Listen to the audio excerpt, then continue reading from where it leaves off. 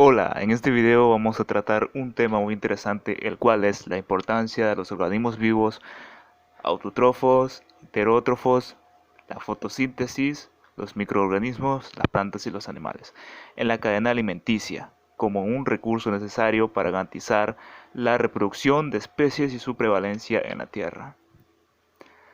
Este es un tema de investigación de la clase de Tecnología y Medio Ambiente de la Universidad Nacional de Ingeniería. Vamos a abordar distintas temáticas en este video. Vamos a definir unos pequeños conceptos. Posteriormente vamos a tratar la temática en sí del cual se tratará este video, el cual es la importancia de estos organismos en esta cadena alimenticia. Sin antes mencionar que es de suma importancia que nosotros conozcamos estos pequeños conceptos, tengamos una noción de más o menos cómo va la cosa para nosotros poder desarrollar bien este tema. Primeramente veremos que los autótrofos son los primeros en aparecer en la cadena alimenticia, ya que estos pequeños organismos se nutren exclusivamente de compuestos inorgánicos, transformándolo en sustancias compuestas. Estos organismos se clasifican en plantas, algas y algunas bacterias.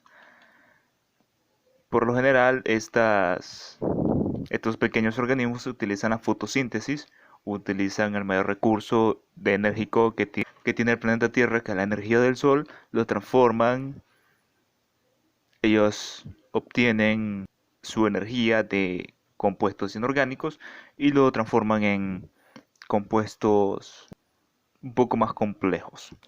Los heterótrofos son organismos vivientes que para su alimentación necesitan de las materias orgánicas sintetizadas por los organismos autótrofos. Los autótrofos, como podemos ver en las cadenas alimenticias o cadenas tróficas, como son llamadas, son los consumidores de los autótrofos. Y aquí se vienen las diversas clasificaciones de animales vertebrados e invertebrados, las diferentes clasificaciones, mamíferos, entre otras cosas, del reino animal.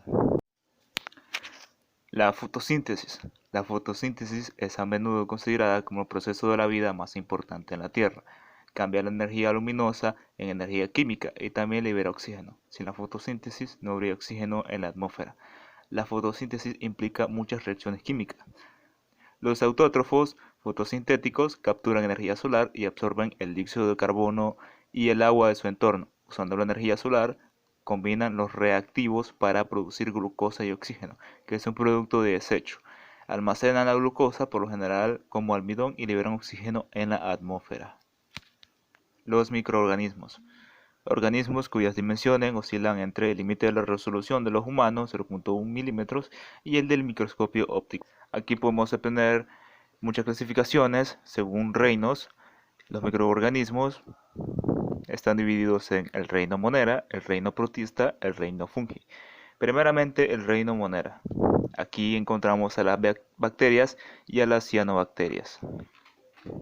El reino protista, aquí encontramos a las algas, los protozoos y algunos hongos inferiores. Y el reino fungi son básicamente los hongos que están clasificados en cijomicetos, ascomicetos, basidiomicetos y deuteromicetos. Primeramente, desarrollando un poco lo que sería el reino Monera, tenemos que está compuesto por diminutos organismos procariotas que solo es posible ver con una ayuda de un microscopio. Por lo general son unicelulares, pero es posible encontrarlos en colonias.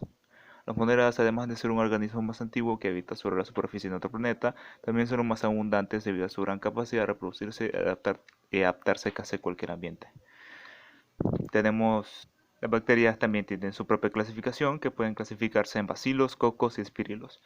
Esta clasificación está dada por su forma, tiene una forma de reconocerlo muy intuitiva,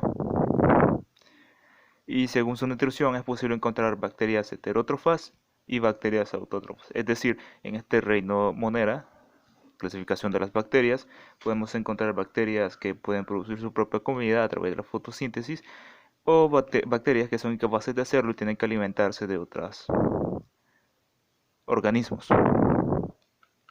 Las cianobacterias se encuentran principalmente en el agua dulce de ríos o lagunas, agua salada, mares, océanos. También es posible encontrarlo en superficies rocosas. Su estructura es muy similar a las de las bacterias, pero se diferencia de estas debido a la capacidad que tienen de realizar fotosíntesis. Aquí entran las que son autótrofas. El reino protista. Los organismos que pertenecen a este reino protista son casi siempre unicelulares. También se les puede encontrar asociados formando estructuras multicelulares muy simples. Tenemos a las algas, son organismos unicelulares o multicelulares. Tienen la capacidad de realizar la fotosíntesis. Las algas usualmente viven en ambientes acuáticos, ríos o los mares. Los protozoos. Los protozoos o primeros animales son organismos heterótrofos unicelulares que habitan principalmente en hábitats acuáticos. Deben desplazarse para consumir su alimento, para ello utilizan diferentes métodos dependiendo de su forma. Y los hongos inferiores. Estos se clasifican dentro de los protistas debido a que gran parte de su vida se mueven gracias a pseudópodos. Tenemos el reino fungi. Los organismos que pertenecen a este reino son generalmente multicelulares, pero también pueden encontrarse organismos unicelulares, son heterótrofos. En los hongos multicelulares, las células se agrupan formando filamentos que reciben el nombre de hifas, las cuales en conjunto forman el cuerpo del hongo conocido como micelio. Este micelio es la base en la cual ellos absorben lo que son los compuestos que ellos necesitan para alimentarse. En este reino fungi tenemos las clasificaciones que son los higomicetos. Los higomicetos son principalmente hongos terrestres que viven en el suelo donde se alimentan de materia animal o vegetal o animales muertos o vegetales muertos. Los ascomicetos son la clase más abundante, reciben su nombre gracias a unas esporas que se forman en pequeñas bolsas conocidas como ascos. Tienen mucha importancia económica ya que se utilizan en diferentes procesos productivos. Basidiomicetos. Dentro de los basidiomicetos es posible encontrar hongos comestibles como los champiñones, los cuales son y algunos que son venenosos. Los deuteromicetos son hongos imperfectos son aquellos que no se reproducen de manera sexual. Entre los hongos pertenecientes a esta división hay algunos que son parásitos de las plantas y animales, los que causan enfermedades, otros se utilizan en la industria en la fabricación de quesos y algunos antibióticos. Ya pasando a lo que son el reino de las plantas y los animales, la flora y la fauna, las plantas está definido como organismo vivo que crece sin poder moverse, en especial y que crece fijado en el suelo y se nutre de sales minerales del anhídrico carbónico que absorben por las raíces o por los poros de las hojas. Las plantas se caracterizan principalmente por tener el proceso de la fotosíntesis, el cual, bueno, como podemos ver aquí tenemos las diferentes partes que hay en una planta, están divididas en la raíz, el tallo, la hoja y la flor. La raíz, la función es fijar a la planta al suelo, mediante ella absorben nutrientes del suelo. El tallo, el que da soporte a la planta, la hoja es donde se realiza el proceso de la fotosíntesis gracias a la clorofila que hay en sus cloroplastos.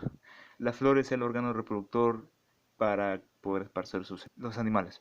Reino al que pertenecen los organismos pluricelulares que se nutren de sustancias elaboradas por otros seres vivos, pues no pueden elaborarlas por sí mismos, las cuales consiguen desplazándose hacia ellas o en las especies sesiles atrayéndolas hacia ellos. Generalmente están dotados de la capacidad de movimiento, sistema nervioso y órganos sensoriales.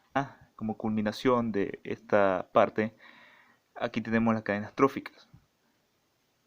En general, porque estuvimos viendo esas definiciones, esas pequeñas definiciones, las cadenas tróficas. Se conoce como cadena trófica a la cadena alimenticia o cadena alimentaria, al mecanismo de transferencia de materia orgánica, nutrientes y energía a través de distintas especies de seres vivos que componen una comunidad biológica o ecosistema. Su nombre proviene del griego tropos, alimentar, nutrir.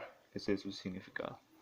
Como podemos ver aquí tenemos la principal fuente de energía de la Tierra, que es la luz solar, que a través de sus fotones da una energía constante a la Tierra, y según el ciclo de la Tierra de día y noche puede generar este equilibrio constante en la atmósfera terrestre. Los organismos autótrofos son los encargados de recoger estos nutrientes, estas sustancias simples que están en la tierra, en la superficie de la tierra, y transformarlo en una sustancia más compuestas. Y aquí entran después los heterótrofos, que son organismos que no pueden por sí mismos adquirir energía del sol porque no tienen el proceso de fotosíntesis, no está en ellos, entonces para ello necesitan alimentarse los autótrofos. Entonces por ello son necesarios los autótrofos y los heterótrofos para la transferencia de energía. Este ciclo se completa ya que existen diferentes organismos, diferentes animales que se alimentan de los otros y así se forma la cadena, consumidor primario, consumidor secundario, hasta muchos más consumidores, hasta que al final el consumidor final